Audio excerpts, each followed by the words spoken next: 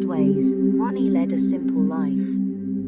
At 21 he still lived at home, slept in the back bedroom of his parents' house in Valence Road, ate all his meals in the kitchen and never seemed to have a penny in his pocket. His mother cooked for him, loved him, ironed his shirts and asked no questions. He was the dependent son he always had been. Violet said, "I used to hear things about my Ronnie, but I had learnt by now never to trust what other people say. I knew him, others didn't. He was so kind, you see. Always made such a fuss of me, and that's more than most of the mothers round here can say of their boys. Apart from fighting and helping run the billiard hall, he had no interests and no job. He couldn't thieve, understand betting, or drive a car. His life was rooted in the village life of the East End."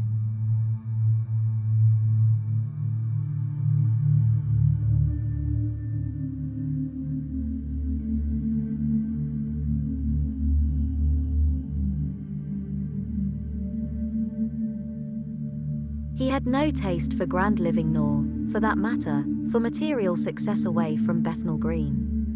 His only weakness was for the young boys he encouraged to come to the billiard hall. He had no interest in women, but with his boys he could become surprisingly sentimental. His favorite book round this time was Boys' Town. But he was wary of being known as homosexual and rarely took a boy out. Among his followers these boys were officially Ronnie's spies and nothing else. What Ronnie really wanted out of life was fame and notoriety. For years his dream life had been peopled with successful gangsters, boxers, military men. Now that he was the colonel, he could at last invent a style of life that suited him. The billiard hall was his theatre, the house at Valence Road became his citadel. It contained everything he really loved, his swords, his suits, his mother and his dog. It was the one place he felt really safe.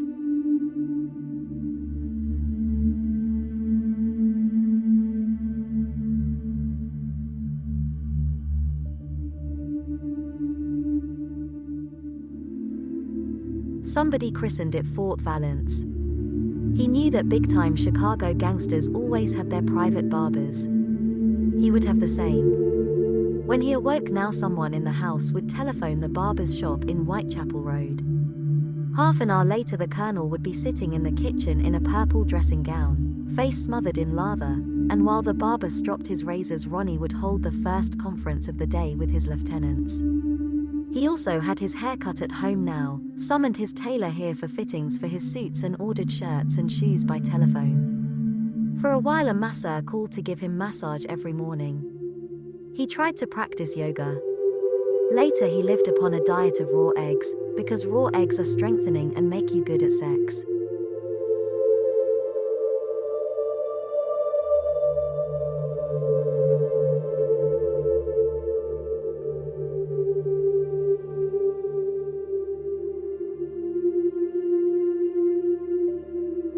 At the same time his permanent suspicion of the police grew worse.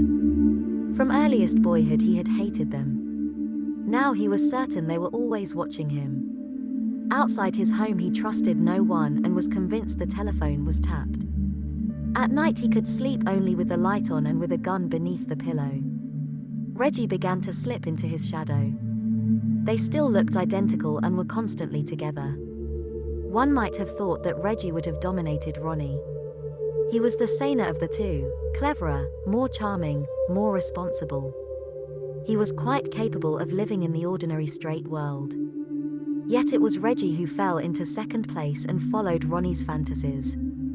He lacked the actor's instincts of his brother. Nobody thought of calling Reggie Colonel. Nevertheless he seemed quite happy now to follow Ronnie, dressing as he did, joining in his plans, even adopting the Chicago gangster role.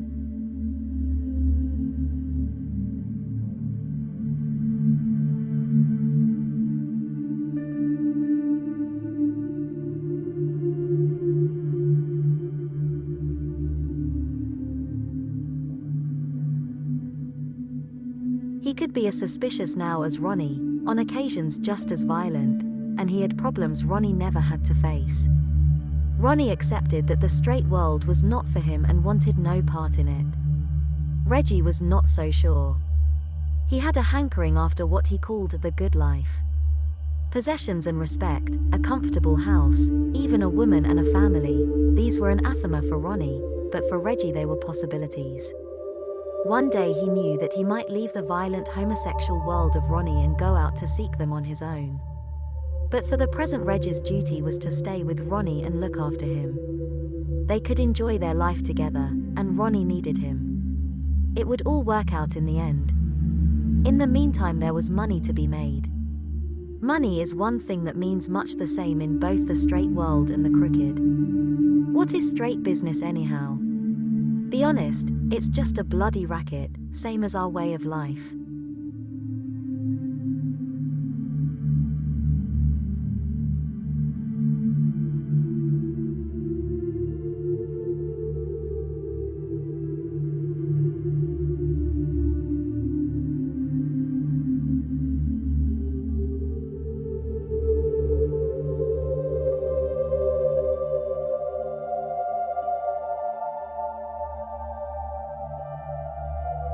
All of that keeping in with the right people, going to the proper school, and knowing how much you can fiddle and get away with. All of those lawyers and accountants to squeeze you round the law. What's all of it except one great big bloody racket? This was how the twins looked at life. Business was a racket, rackets were business. By becoming something of a racketeer, Reggie Kray had his first big chance to pick up some of the trappings of the good life he had heard about. If it were necessary, he would take it seriously, dress the part, become methodical, even keep accounts. So he cut down his drinking, kept to more regular hours, bought himself single-breasted suits and started making money. Ronnie could be the colonel. They would still have each other. Now on their 22nd birthday they were a formidable pair and there suddenly seemed no stopping them. They were the ideally complementary couple. Ronnie would bring the crowds in, Reggie would fleece them. Ronnie would make their name for violence, Reggie would market it. When there was a serious fight they could still both join in.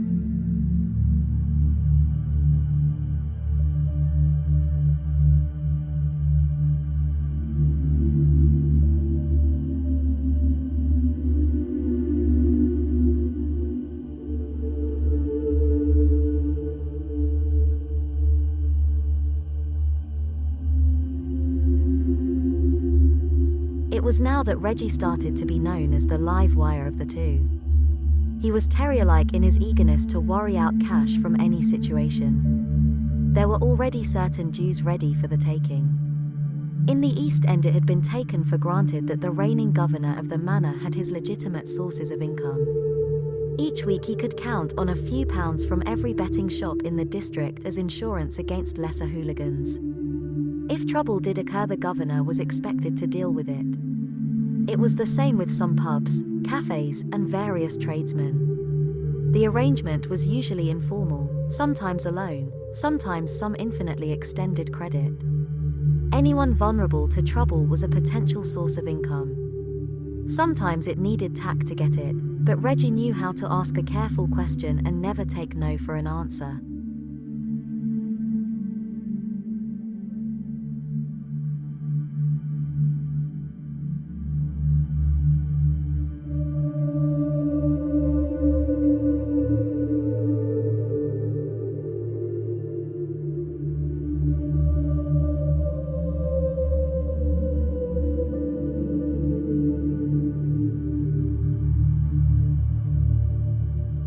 Minor protection was the bread and butter of villainy. There were far bigger pickings to be had from other criminals.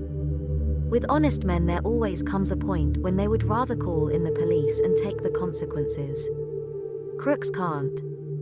The reigning local villain has them at his mercy. Illicit bookmakers and unlicensed gambling clubs had always been fair game for a pension to the local governor. Working methodically, Reggie made the rounds of all of them in Bethnal Green and Mile End and up the contributions. It was the same with the local rackets that he heard about, and the twins were making sure they heard about most of them. The Regal Billiard Hall was a good receiving ground for criminal information, a word from a fence, a tip-off from a taxi driver, a telephone call from a barman. The twins would always pay well for any information they could use, and they had a sixth sense about what was going on in their district.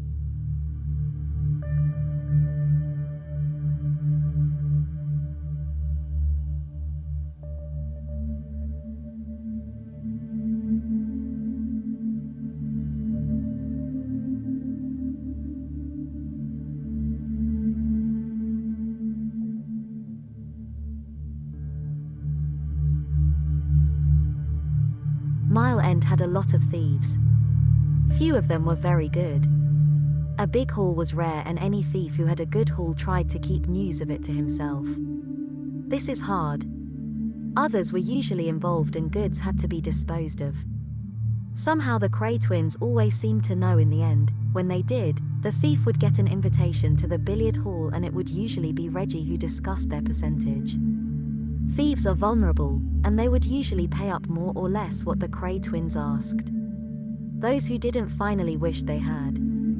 There were the old-style Cockney con tricks too. Some of the ways Reggie Kray made money were as ancient and dishonest as the East End itself. There was the Tweedle, for instance, one of the classic Cockney tricks in which the victim was sold a valuable ring at a bargain price.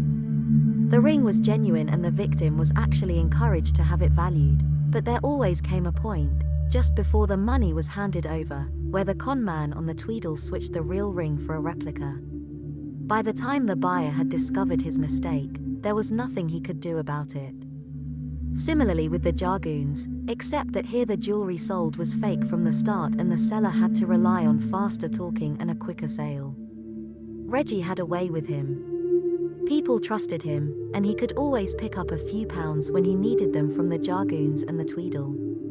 But these were small-time rackets, and Reggie Kray had no real wish to be a con man.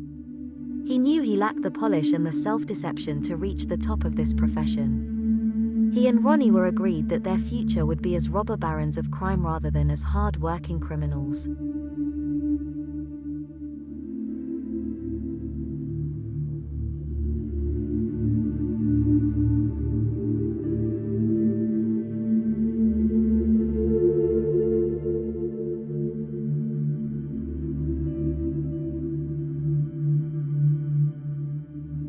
Even Reggie, who disapproved of all this spiritualist stuff and meddling with things you can't understand, was impressed. That autumn a car site owner in the Bethnal Green Road sold a young docker a second-hand Austin 8 for £120. It was a straight deal for cash, but the next day the man returned with the car saying it burned oil and that he wanted his money back. The dealer refused, shouting started. "I'll be back tomorrow with my friends from over the water. And I'll be ready for them." A few minutes later he was on the telephone to Valence Road. Ronnie's moment had come.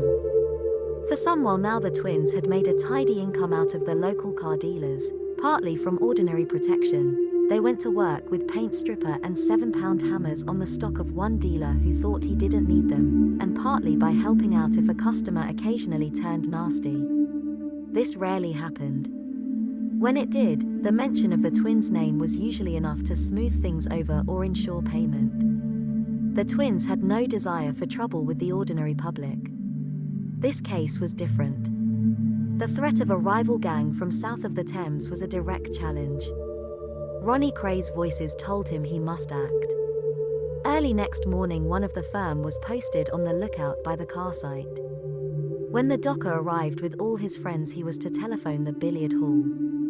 Whatever happened then, Ronnie would deal with personally.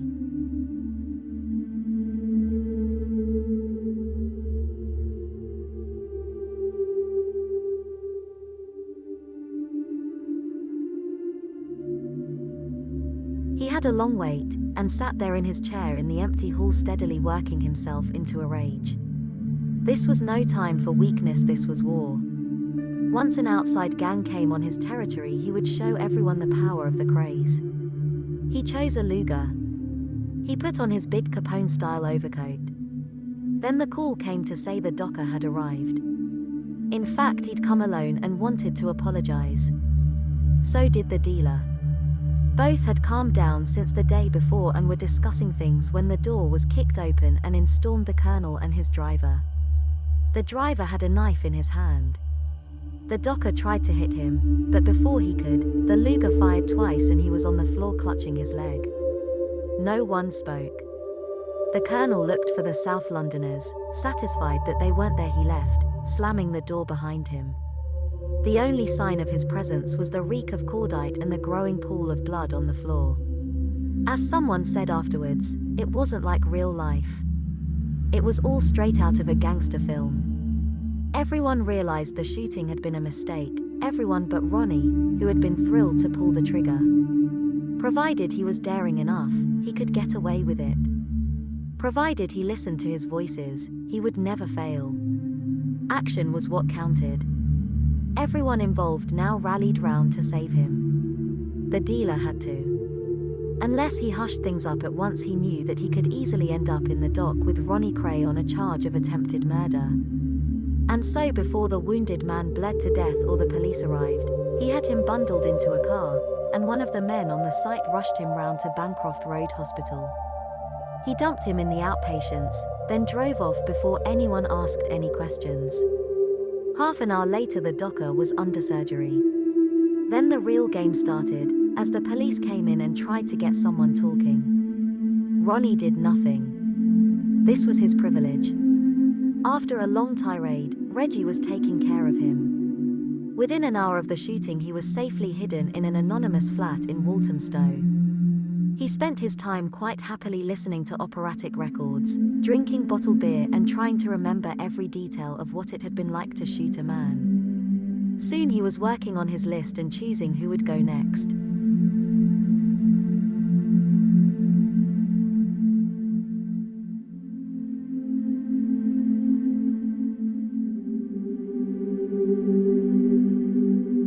All the real work fell on Reggie. He was the one who had to tie up every possible loose end if Ronnie were to be saved from joining the Aways for the next 10 years. The dealer was no problem. Scared of the law and frightened of the Krays, he would do anything to avoid incriminating himself. So would his employees. The real problem was the wounded man, who was just coming round from the anesthetic with a policeman by his bed. Once he really talked, Ronnie was finished. Reggie would have to see he didn't. In any other part of London not even Reggie could have done this, but in the East End, if you knew the right man and had sufficient power, it was surprising what could still be done. Reggie knew many people, and the most useful was a portly man from Stepney with a stall in Brick Lane. His name was red-faced Tommy Plumley. He was the East End's fixer. He was an unlovable man. Slimy old devil, Tommy. Just like an old fat snake. One thing he knew was everybody's price. Reggie Kray telephoned. Redface took over. It was too late to stop the docker talking to the police. Dazed though he was from the anesthetic, he had given an account of what had happened. But later that afternoon several friends visited him in hospital, all of them suddenly concerned with his safety. If he knew what was good for him he would do nothing rash. Despite the police guard by his bed, the docker was soon distinctly worried.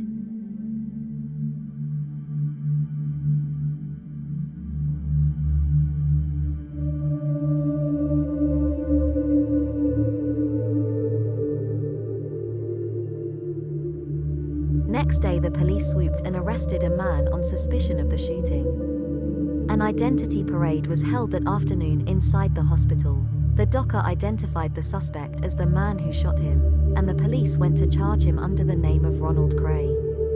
Now for the first time, the arrested man objected. He wasn't Ronald Kray. His name was Reginald. His driving license proved it. He could also prove conclusively that on the morning of the shooting, he was nowhere near the car site. Prove it he did. Reggie's alibis were so strong that the police at Arbor Square could do nothing but apologize and send him home next morning. After a blunder like this by the police, Ronnie was safe. The only people to be taken care of now were the site owner and Ronnie's driver. Here Redface fixed things personally, paying a visit to the hospital in Bancroft Road.